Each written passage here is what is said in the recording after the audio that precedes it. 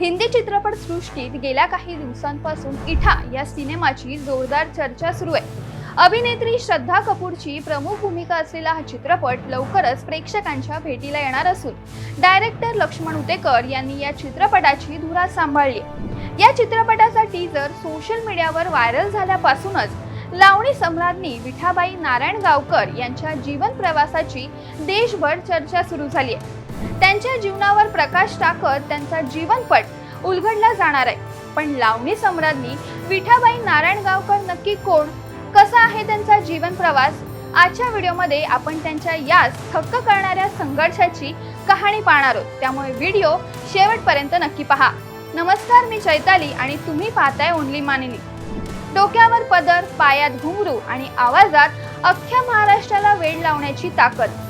तमाशाच्या फडात ज्या माऊलीनं स्वतःचं अख्खं आयुष्य झिजवलं आणि लोककलेला एक वेगळ्याच उंचीवर नेऊन ठेवलं, त्या म्हणजे तमाशा सम्राज्ञी विठाबाई नारायणगावकर। पण विठाबाईंचा हा प्रवास सोपा नव्हता। कलेसाठी त्यांनी जे केलं ते ऐकलं की आजही अंगावर काटा येतो। वयाच्या 10व्या वर्षापासूनच पायात घुंगरू बांधून कलाकार म्हणून प्रेक्षकांवर हुकूमत गाजवणारी लावणी सम्राज्ञी म्हणून त्यांना ओळखलं जातं।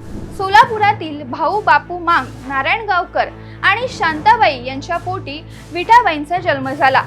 लहानपणापासूनच नृत्य आणि गायनाची विठाबाईंना प्रचंड आवड। घरी असताना तमाशातल्या लावण्या, गवळणी त्यांच्या कानावर आपसुकच पडत होत्या। त्यांचा हा कलेकडचा ओढा पाहून वडिलांनी शिक्षणाची सक्ती काही त्यांना केली नाही आणि वयाच्या 4-5व्या वर्षीच विठाबाईंची शाळा कायमचीच बंद झाली। विठाबाई नृत्यात आणि गायनात खूप सरस होत्या। गवळणी, लावण्या, मराठी, हिंदी चित्रपटातील गीतं सुरेल आवाजात म्हणत असत। ढोलकीच्या तालावर नाचणाऱ्या विठाबाईंना पाहणं म्हणजे एक पर्वणीच असायची। सुंदर लावणी, पहाडी आवाज आणि कडक अभिनयाच्या जोरावर त्यांनी अवघ्या महाराष्ट्राला आपल्या तालावर नाचवलं होतं। विठाबाईंच्या आयुष्यातील एक प्रसंग आजही ऐकणाऱ्यांच्या डोळ्यात पाणी आणतो। गोष्ट आहे 1960च्या दशकातील। विठाबाई 9 महिन्यांच्या गरोदर होत्या। बाळंतपणाचे दिवस अगदी जवळ आलेले, पण विठाबाईंसाठी कला हीच त्यांची माता आणि तमाशाचा स्टेज हाच त्यांचा देव होता।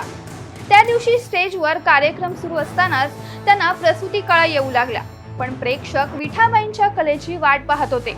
तेव्हा कसलीच पर्वा न करता विठाबाई स्टेजच्या मागे गेल्या। अवघ्या काही वेळात त्यांनी तिथेच बाळाला जन्म दिला। पण थक्क करणारी गोष्ट पुढे घडली।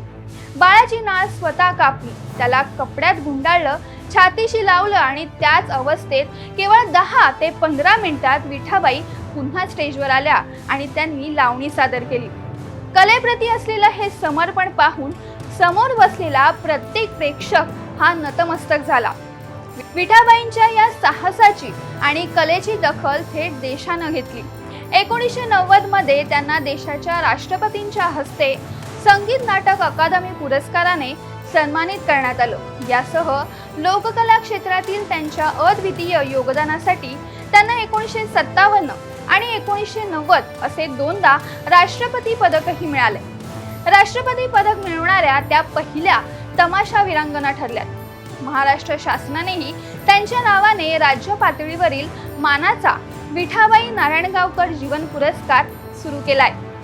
पण ज्या लोककलेने त्यांना नाव दिलं, त्याच कलेच्या जगात शेवटच्या दिवसात त्यांनी गरिबी आणि उपेक्षा सहन केली अशी माहिती आढळते। आणि 15 जानेवारी 2002 मध्ये या महान लोककलावंताने जगाचा निरोप घेतला। विठाबाई आज आपल्यात नाहीत, पण महाराष्ट्राच्या मातीत ढोलकीच्या प्रत्येक थापेत आणि घुंगराच्या प्रत्येक आवाजात विठाबाईंचं नाव अजरामर नक्कीच राहील।